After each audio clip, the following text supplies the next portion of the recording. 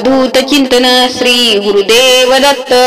श्री स्वामी समर्थ महाराज की जय। नमस्कार प्रिय स्वामी भक्तांनो, जेव्हा तुम्हाला आर्थिक संकटांनी संपूर्ण घेरलेले असते, जेव्हा तुम्हाला पैशांची नितांत गरज असते आणि तुमचे कोणतेही काम पूर्ण होत नाही, तर आता अजिबात काळजी करू नका, कारण आज आम्ही तुम्हाला आपल्या संपत्तीचे स्वामी आणि आपल्या भक्तांची सर्व संकटे दूर करणारे आपले श्री स्वामी समर्थ महाराज यांचा एक चमत्कारिक मंत्र सांगणार आहोत। प्रिय स्वामी भक्तांनो, तुम्ही जर श्री स्वामी समर्थ महाराजांचे सच्चे भक्त असाल तर तुम्हाला या मंत्राची चांगलीच जाणीव होईल। स्वामी महाराज यांचा हा मंत्र इतका प्रभावी आहे की जो कोणी भक्त हा मंत्र ऐकतो त्या व्यक्तीला हळूहळू पैसे मिळू लागतात, ती व्यक्ती गरिबीतून श्रीमंत होऊ लागते।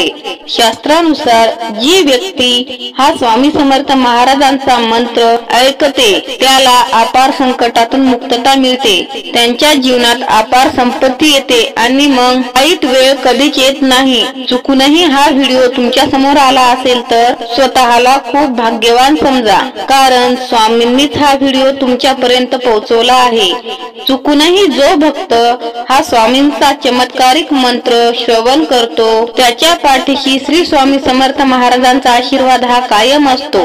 हा मंत्र ऐकल्यानंतर अमाप संपत्तीचा योग तुमच्या जीवनात येऊ लागेल। भक्तांनो, आज तरी निदान या मंत्राकडे दुर्लक्ष करू नका।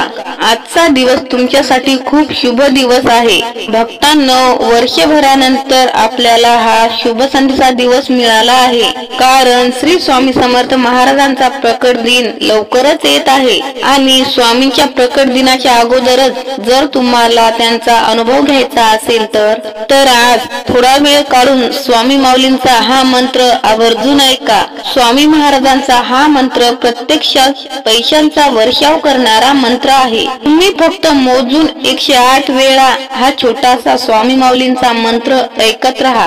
हा मंत्र ऐकताच तुमच्या जीवनावरती खूप मोठा प्रभाव पडेल आणि तुमची गरीब परिस्थिती श्रीमंतीत केव्हा बदलेल यावर तुमचा विश्वासही बसणार नाही। तुम्हाला कधीही पैशांची कमतरता भासणार नाही।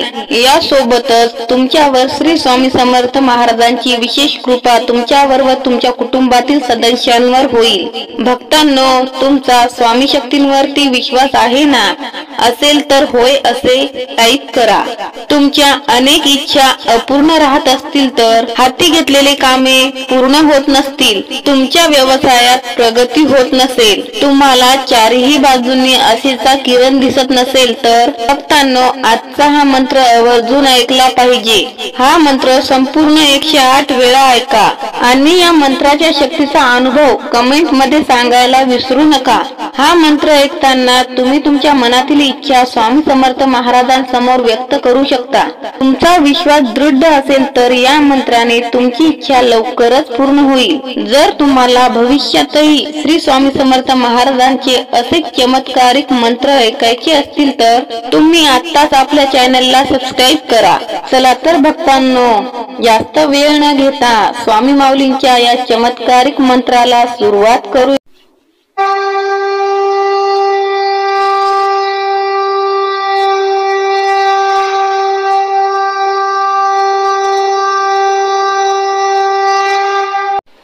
ओम श्री स्वामी समर्थाय नमः। ओम श्री स्वामी समर्थाय नमः। ओम श्री स्वामी समर्थाय नमः। ओम श्री स्वामी समर्थाय नमः। ओम श्री स्वामी समर्थाय नमः। ओम श्री स्वामी समर्थाय नमः। ओम श्री स्वामी समर्थाय नमः। ओम श्री स्वामी समर्थाय नमः। ओम श्री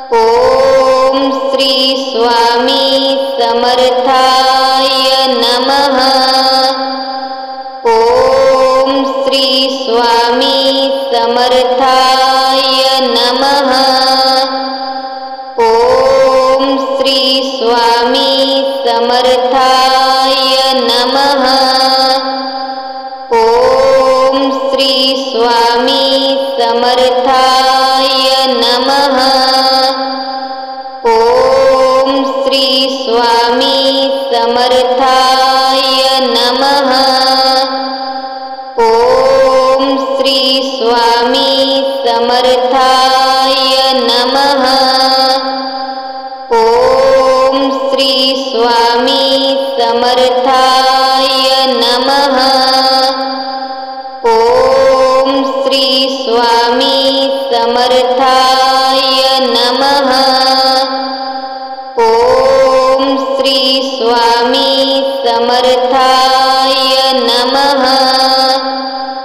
ओम श्री स्वामी समर्थाय नमः।